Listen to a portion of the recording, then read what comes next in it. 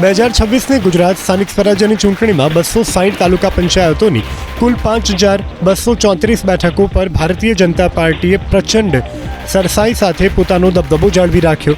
ભાજપે કુલ 5234 બેઠકમાંથી 2400થી વધુ બેઠકો પર વિજય મેળવ્યો.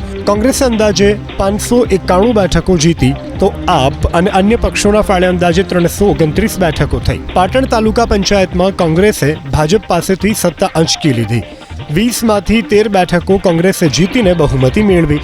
આમ આદમી પાર્ટીએ નર્મદા જિલ્લાના ડીડીયાપાડા વિધાનસભા હેઠળની ડીડીયાપાડા, સાગબારા અને ચીખદા તાલુકા પંચાયતોમાં ભવ્ય વિજય મેળવી ભાજપને મોટો ઝટકો આપ્યો.